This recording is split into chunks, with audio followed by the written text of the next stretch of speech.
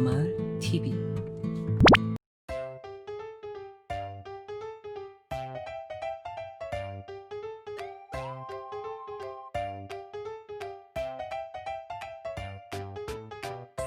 판다는 중국 쓰촨성 일대에 서식하는 포유류 동물로 한자로는 웅묘, 중국식 발음은 슝마오입니다. 판다곰이라는 이름답게 곰과에 속하며 판다 속 대왕 판다종을 지칭합니다. 원래는 곰과가 아니라 라쿤과라고 알려졌지만 새로운 화석의 발견과 유전자 연구를 통해 곰의 일파임이 밝혀졌습니다.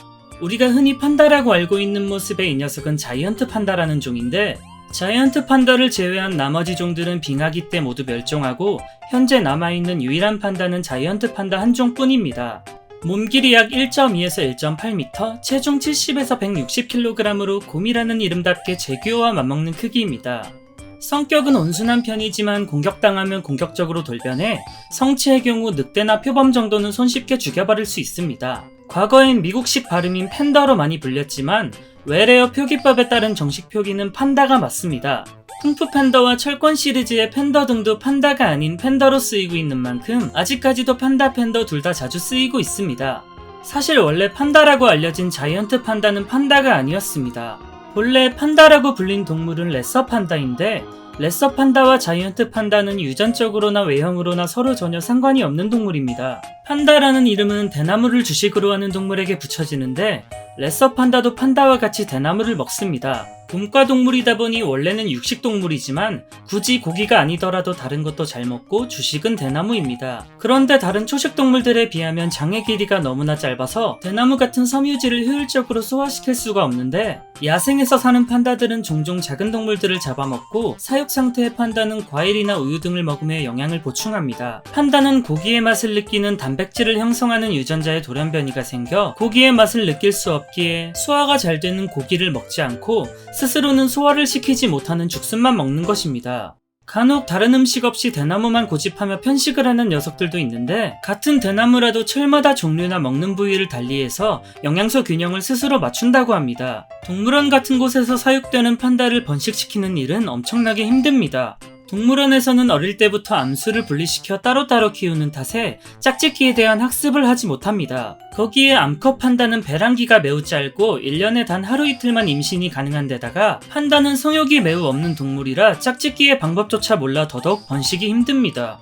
하지만 인간들끼리도 성격과 특징이 사람마다 다르듯 판다 중에서도 전설적인 녀석이 존재합니다. 일본의 시리하마의 동물원 어드벤처월드에 사육되는 수컷 판다 에이메이는 성욕이 무척 활발한 녀석이었는데, 두 마리의 암컷 사이에서 낳은 자식이 무려 15마리나 된다고 합니다. 새끼를 낳아도 어미는 새끼를 잘 돌보지 않아 새끼가 굶어 죽는 경우까지 있어서 사육사가 새끼를 바로 데려가서 먹이를 주는 경우가 일반적이었습니다. 하지만 어드벤처월드에서는 이러한 방식이 판다의 애정결핍을 초래하여 성장 후에 성욕에도 영향을 미친다는 사실을 발견하고, 출산 직후의 일정 기간은 직접 어미가 키우도록 하여 애정결핍을 방지하면서 대여섯 명의 사육사와 연구진들이 24시간 내내 감시를 하며 조정을 하는 방식으로 사육했습니다. 이 방식이 효과가 있어 현재 어드벤처월드는 전세계 14개의 판다 번식 시설 중 1위의 성과를 보이고 있으며 세계 각국의 판다 사육사들이 사육법을 배워간다고도 합니다. 사육 상태가 아닌 야생에서의 판다는 정상적으로 온전히 번식을 합니다. 2014년 조사에 의하면 전 세계 대왕 판다의 수는 총 2060마리였는데 3년 만에 100마리가량이 죽은 것으로 파악되어 시간이 지날수록 개체는 줄어들고 있습니다. 현재 살아있는 모든 판다는 중국의 소유이고 나라의 상징과도 같은 판다를 아주 소중히 여깁니다. 판다의 반출을 엄격히 금지하고 있고 20세기까지만 해도 살인범조차 사형해서 감형받는 경우가 있었지만 판다 밀렵범은 가차없이 사형이었습니다. 현재는 사형까지는 아니더라도 최소 10년에서 최대 무기징역까지 처벌되는 만큼 상당히 무거운 죄에 속합니다.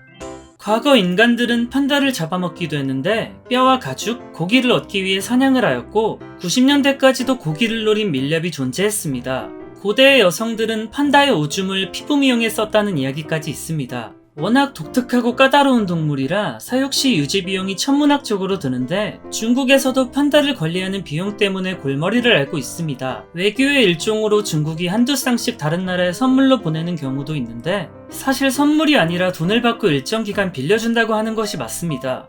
1994년 에버랜드가 중국에서 밍밍과 릴이라는 판다 한 쌍을 10년 동안의 사육을 계획으로 임대했지만 1997년 외환위기로 인해 10년의 시간을 채우지 못하고 1998년 중국에 반환한 적이 있습니다.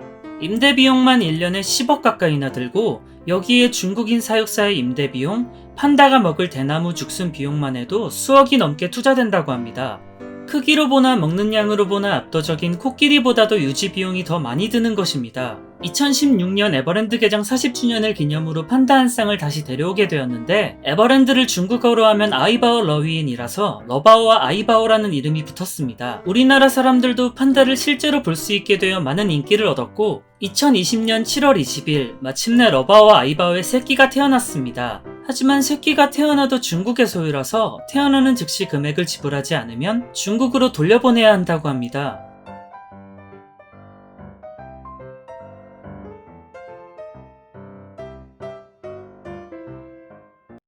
안녕히 계세요.